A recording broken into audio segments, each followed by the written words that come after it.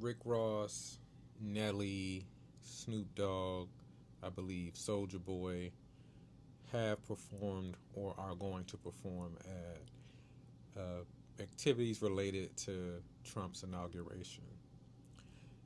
All of this response to this just reminds me of how silly American politics are and how much time we end up spending talking about things that don't matter and not having the necessary conversation. So hopefully this will inspire some people to have the necessary conversation, and I'll end with some questions to get that started.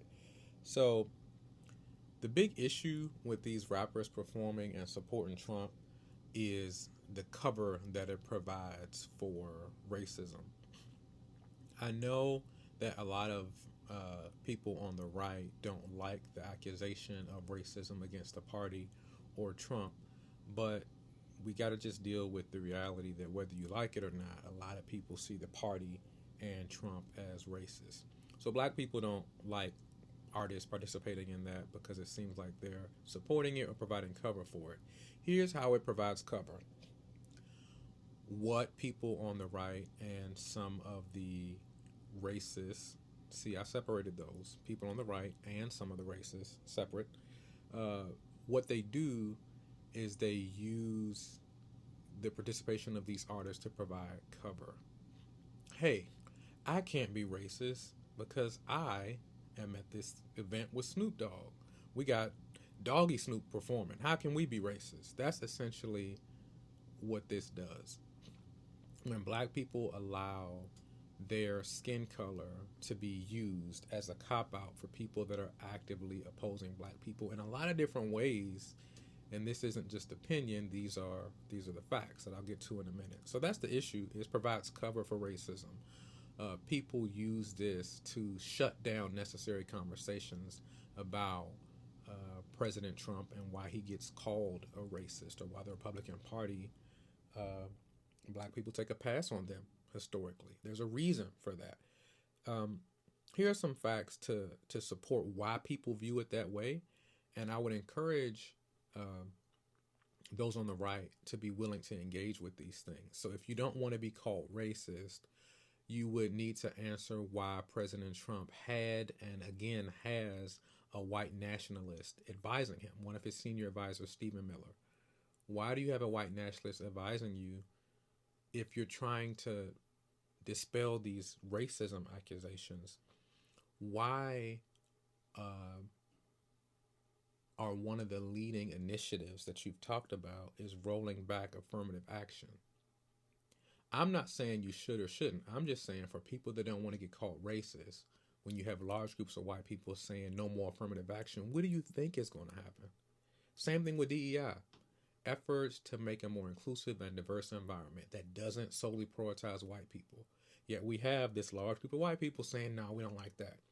Well, we're not racist though. Um, when I saw that Trump won, I knew immediately that if he doesn't get Ben Carson to be over HUD again, he will get someone else black. Why? Because we've seen this time and time again, and we know that for many, urban is associated with black. That's something that a black person can do.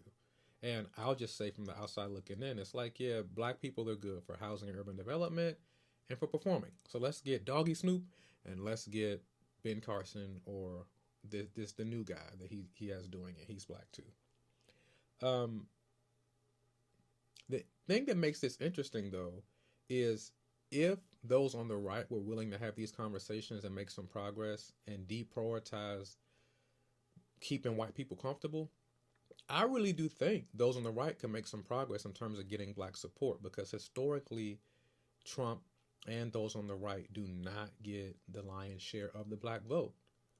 Most of black people that vote end up voting Democratic. And I know that those on the right may say, oh, that's just because you all are liberal. But I really don't think that's true. In my opinion, as a black man, I think most black people actually are conservative on a lot of social issues. Uh, I know a lot of black people that believe that marriage is between one man and one woman. I know a lot of black people that believe whatever you're born as is what you are. So people that are born male are always going to be male. I know a lot of black people that don't support abortion or don't think that it's a healthy recourse. So I don't think we can simply dismiss this black people not supporting the Republican Party en masse as a liberal versus conservative thing. Conservatives really have to ask themselves if black people do have conservative values on a lot of social things. Why are they still choosing to pass up on us and vote Democratic? And I think, again, it goes back to the racism. Now, you on the right would have to ask yourself, do I care to make adjustments to get the black vote?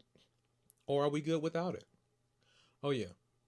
And we can't forget, Trump is vowing to pardon the January 6th rioters, many of who were storming the Capitol with Confederate flags. Come on. We ain't going out like that. We ain't going out like that. Watch me going